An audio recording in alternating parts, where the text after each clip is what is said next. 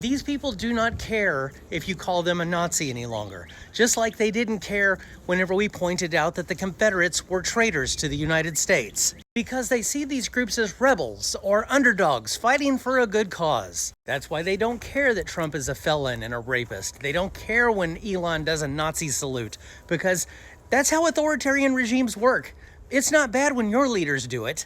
This is how the people of Germany became desensitized to the horrors that they inflicted onto the world, because they convinced themselves that they were doing it for the greater good of the homeland. They were just trying to get their country back to the way they thought it should be, with their demographic back on top and all the undesirables out of the country. That's why these people don't care when you call them Nazi, because they just see it as a new word for patriot. But what they fail to realize is what it was actually like for people in that society. Nobody had real freedom. There were checkpoints everywhere. You had to have your papers on you at all times to prove who you were. You were constantly dealing with a paranoid, nationalized military.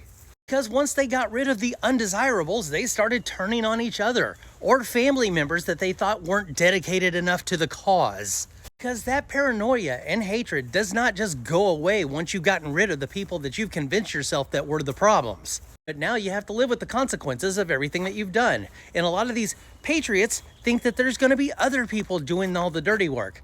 But who's going to do all the dirty work now that you've gotten rid of the people who did all the dirty work? So now that's on you to do, patriots. Are you going to be fine waking up every morning knowing that you might have to put bullets in entire families as they cry and beg for their lives? People who ended up working at the concentration camps usually could not stay there for very long because a lot of them just started offing themselves. The world that MAGA has envisioned for themselves is very short-sighted because all they're doing is envisioning the beginning and the end without considering all the dirty work they're going to have to do in the middle.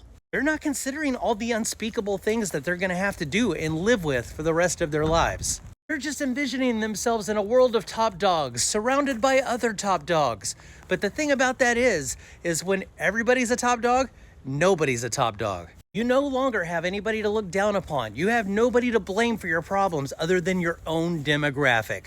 And now you're kind of paranoid, wondering if you may be the new bottom demographic. But this is the world they wanted, right? They made it. Or did they just put a target on their own backs? If you're not considered to be one of the best, then you're obviously one of the worst. And if you are not wealthy or useful to the ruling class, you may be doing the jobs that the people that you just eliminated used to do. Congratulations, you made it. Welcome to the new world of shit that you just created. You earned it, patriot.